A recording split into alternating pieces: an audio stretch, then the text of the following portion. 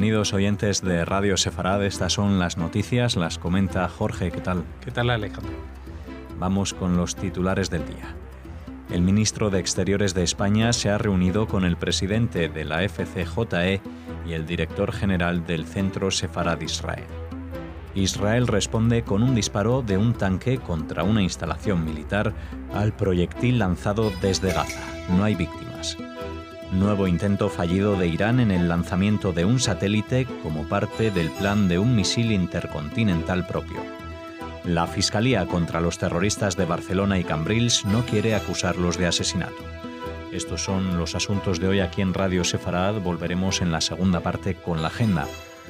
Hablamos ahora del ministro de Asuntos Exteriores de España, Josep Borrell, que se ha reunido con el presidente de la Federación de Comunidades Judías de España, Isaac Querub, y con el director general del Centro Sefarad Israel, Miguel de Lucas, para hablar de la situación de los judíos que viven en España, así como sus principales iniciativas y preocupaciones. Entre otras cuestiones, el ministro ha trasladado la importancia que España concede a la memoria del Holocausto, tal y como reflejan los informes de evaluación de la Alianza Internacional para la Memoria del Holocausto. También ha destacado el compromiso de España a través de una legislación específica para combatir la incitación al odio y a la violencia, incluido el antisemitismo, y ha recordado el acto de Estado de Memoria del Holocausto y Prevención de Crímenes contra la Humanidad que tuvo lugar recientemente en el Senado. Ambos han abordado el estado actual de las relaciones de la Federación de Comunidades Judías de España, interlocutor del Estado para las relaciones con la confesión judía conforme a los acuerdos de 1992, con las administraciones públicas y, en especial, el impacto de la aplicación de la Ley 12/2015 en materia de concesión de nacionalidad española a los sefardíes originarios de España. Sí, bueno, esto fue una reunión bastante cordial, como se puede imaginar, una especie de primer contacto del ministro de Asuntos Exteriores con los judíos de España, o la Federación de Judíos de España, que no es exactamente asunto del Ministerio de Relaciones Exteriores, porque el tema depende del Ministerio de Justicia, el vínculo con las religiones de arraigo, de notable arraigo en España. Sin embargo, sí que hay cosas que están vinculadas al ministerio, entre ellas, por ejemplo, la propia financiación del Centro Sefarad Israel, que en el consorcio asume el papel mayoritario, y la presencia en la Alianza Internacional para la Memoria del Holocausto, o sea, la representatividad de España en estos círculos de memoria del Holocausto.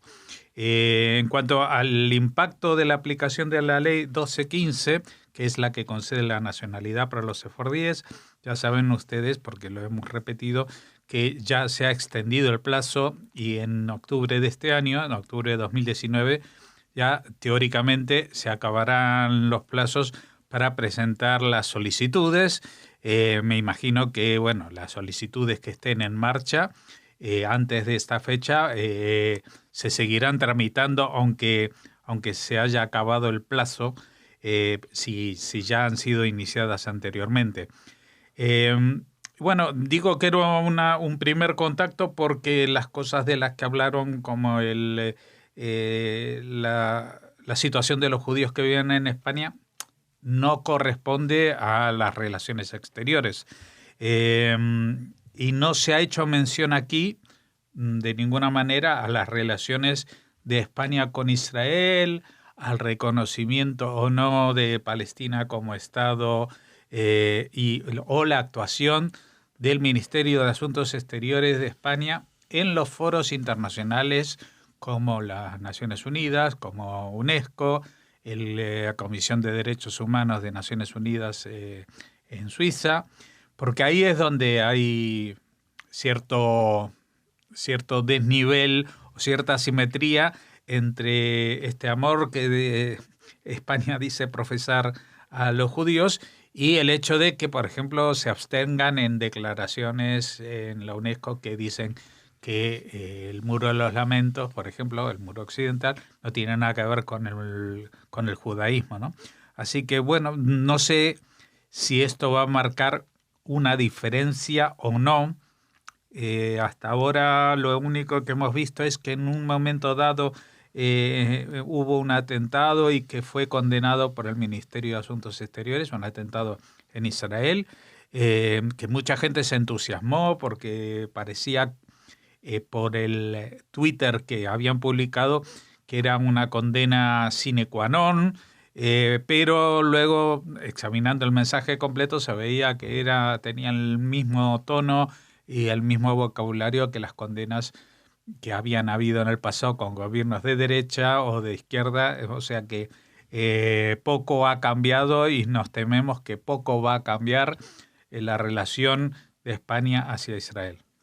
El ejército israelí informó del lanzamiento de un proyectil desde Gaza contra Israel que activó las alarmas antiaéreas en la región del Consejo Regional de Escol, cerca de la Franja Palestina. No se ha informado de daños o heridos, ya que el proyectil no traspasó la frontera. Esta nueva violación de la frágil tregua entre Hamás, responsable político de Gaza, e Israel fue respondida con el disparo de un tanque israelí a un puesto militar de Hamás en el sur de la Franja de Gaza, sin que tampoco se produjeran muertos o heridos. Bueno, no ha pasado nada, pero sí pasa porque esto es la gota china, ¿no? Es decir, cada poco tiempo, pues un disparo, un misil, etcétera, etcétera. En este caso, pues no causó daños y por lo tanto la respuesta israelí tampoco fue contundente, más que un disparo que haría más ruido que otra cosa. Hay alguna información que a mí me ha llegado que dice que en realidad fueron 2 proyectiles, uno que no traspasó la frontera y otro que cayó en terreno abierto, sin provocar heridos ni daños. De todas maneras, es una situación, como digo, muy frágil y que no depende solamente ni de Israel, evidentemente, ni yo diría tampoco de lo que está pasando en Gaza, porque todo esto se está jugando en un esquema mucho más regional, más amplio, que tiene que ver con Siria, con la presencia de Irán en la zona, con las mediaciones rusas en estos conflictos, etcétera, etcétera. Así que me temo que, aunque Egipto haya salido como garante de esta tregua, pues le va a resultar muy difícil que la gente que está en la Franja de Gaza se doblegue a lo acordado, porque ellos mismos no están siendo respondidos con lo que se acordó con ellos, con la Autoridad Nacional Palestina, con la transferencia de dinero de Qatar, etcétera, etcétera. Así que estamos en una zona terriblemente inestable y esperemos que esta inestabilidad no llegue a más de lo que ya ha llegado. El régimen iraní intentó la noche del miércoles lanzar un satélite al espacio. Se trata del segundo intento en el mes, a pesar de las advertencias de Estados Unidos. Las imágenes satelitales muestran indicios de incendio en la plataforma de lanzamiento. El mes pasado, el ministro de Comunicaciones de Irán anunció que su país había lanzado un satélite al espacio, pero que el intento fracasó. El secretario de Estado norteamericano, Mike Pompeo, había afirmado previamente que el lanzamiento del satélite al espacio viola las resoluciones del Consejo de Seguridad de la ONU sobre Irán, pero la República Islámica insiste en que no existe en absoluto ninguna transgresión. En enero pasado, Netanyahu se refirió al primer intento de lanzamiento acusando a los iraníes de mentir respecto a sus intenciones. Alegan que envían un inocente satélite al espacio, pero en realidad quieren lograr la primera etapa de un misil intercontinental en contra de todos los acuerdos internacionales, dijo. Desde entonces, Teherán ha anunciado que volverá a enriquecer uranio en su reactor de investigación, algo que, según Israel, podría ser una preparación para la posibilidad de violar el acuerdo nuclear, que ha sido muy criticado tanto por la actual administración estadounidense como por Israel. Bueno, lo que sí está claro es que Irán no no agacha la cabeza en el sentido de su intención de llegar al dominio de armas estratégicas de largo alcance. Y cuando me refiero a armas estratégicas, a armas de destrucción masiva, bombas atómicas, ¿vale? Eso es el tema desde el que empezó este siglo XXI, que más ha revolucionado el avispero que ya es el Oriente Medio. Y a pesar de lo acordado y a pesar de que Estados Unidos se ha salido de ese acuerdo porque no se fía, pues ahora los iraníes están con una serie de lanzamientos experimentales por los cuales no ya sus socios más o menos afines como Rusia o China, que trata de mantener un perfil bajo, pero tampoco la Unión Europea ha protestado por estos lanzamientos, porque vamos a ver, estamos hablando de que es un país que, por otra parte, las noticias que llegan de Irán es que están con unas restricciones económicas terribles, en una situación insostenible por las sanciones económicas, que esto que lo otro, y de pronto, pues lo más importante para el régimen es lanzar satélites al espacio. Evidentemente, la intención, como no lo era la energía atómica para abastecer de electricidad a los hogares iraníes, lo que estaban desarrollando en los laboratorios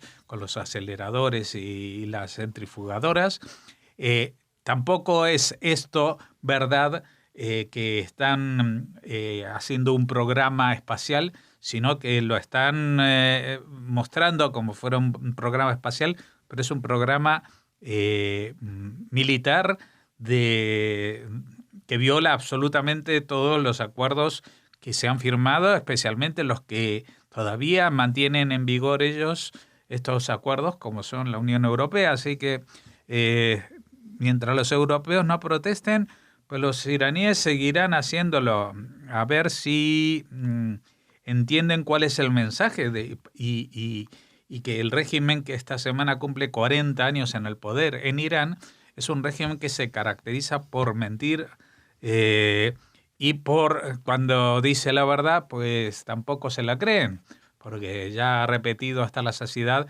que su intención es destruir al Estado sionista. Y sin embargo, sobre esto, pues ni Europa ni muchas naciones lo toman en serio. La Fiscalía ha pedido a la Audiencia Nacional Española que rechace todos los recursos prestados por acusaciones y defensas contra el procesamiento de los 3 terroristas encarcelados por los atentados del 17 de agosto de 2017 cometidos en Barcelona y Cambrils, para que se mantenga en los mismos términos que mantuvo el juez instructor, Fernando Andreu, al procesar a 2 de los miembros de la célula terrorista detenidos por integración en organización terrorista, fabricación, tenencia y depósito de explosivos, de estragos y colaboración con organización terrorista.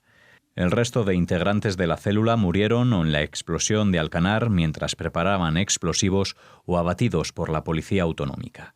El juez instructor no procesó a ninguno de ellos por los 16 asesinatos al no encontrar suficientes indicios para afirmar que tuviesen una participación directa en el resultado de los atentados.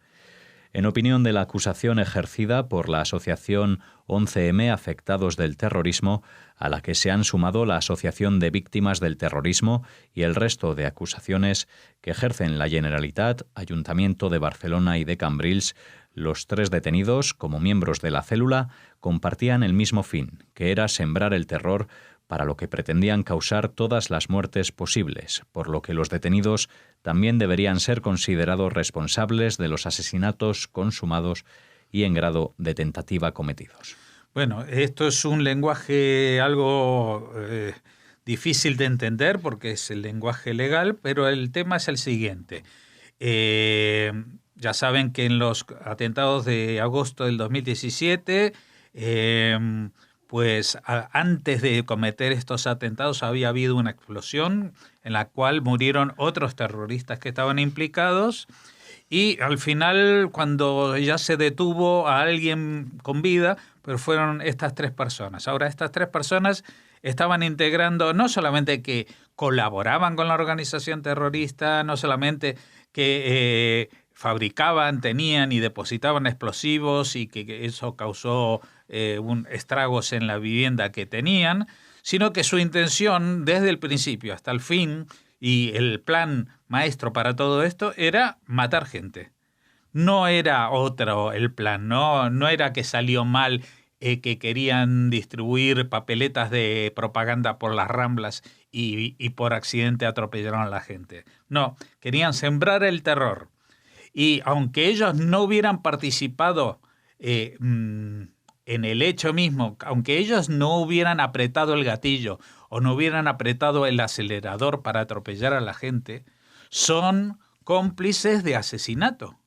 Yo no entiendo muy bien cómo es que el juez instructor, Fernando Abreu, no vio en 2 de estos 3 terroristas que tenía a su cargo indicios suficientes para afirmar que tuviesen una participación directa en el resultado de los atentados.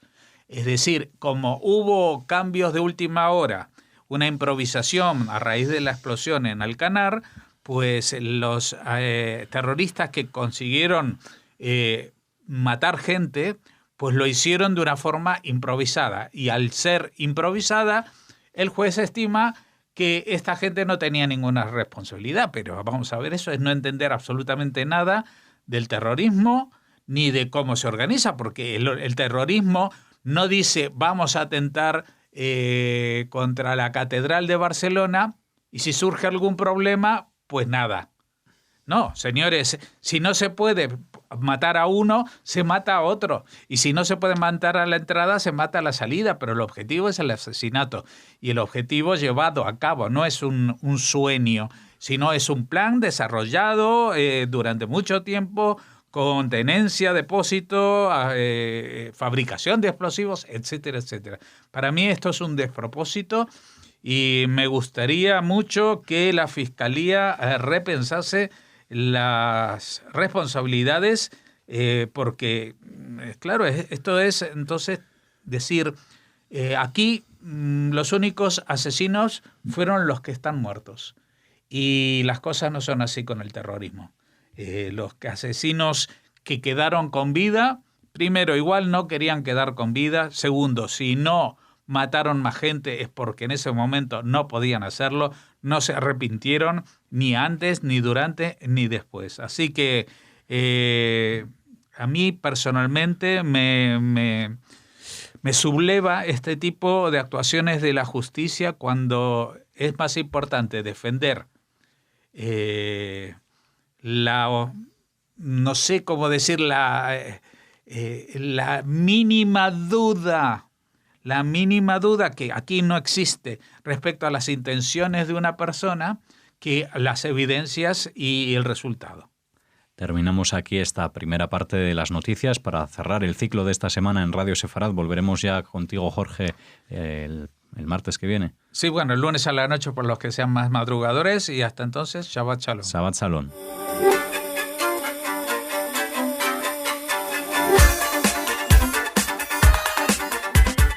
Pasamos ahora a hablar de la agenda cultural y cerramos la semana en Radio Sefarad. Hola, Raquel. Hola, Alex. Hola a todos. Bueno, cuéntanos qué tenemos para el Shabbat, para algo de ocio, ¿no? ¿Nos traerás? Sí, pero con polémica. Bueno. Seguimos hablando de Eurovisión, queridos oyentes. Mira, esto vamos a llegar hasta mayo. En el gimnasio ¿Sí? Estaban poniendo en los vestuarios, escuchaba la canción de Neta Barzilai, de Toy.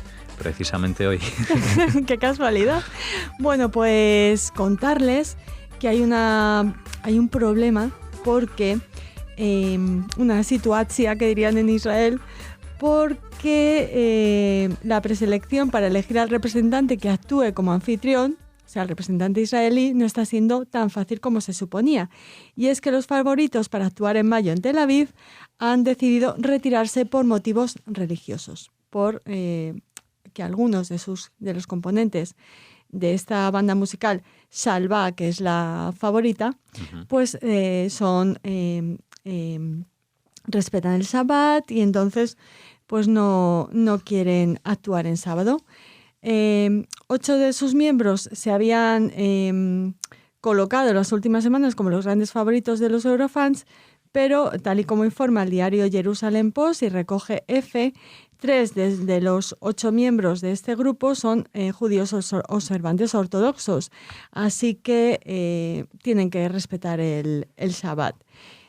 Por eso han renunciado, porque aunque las semifinales y la final de Eurovisión no se celebran en ese día, en Shabbat, sí hay ensayos generales el viernes por la noche. Entonces es imposible para ellos no pueden acudir. Ensayar.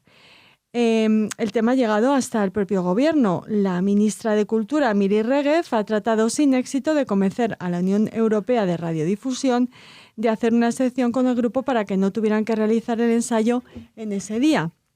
Por ahora ha recibido una negativa. Nos preguntamos qué hubiera pasado si eso hubiera sido una petición hecha por otras religiones. Bueno, no obstante, el tema es de vital importancia, ya que los jueces también, el ensayo es de vital importancia, ya que los jueces también votan en ese momento.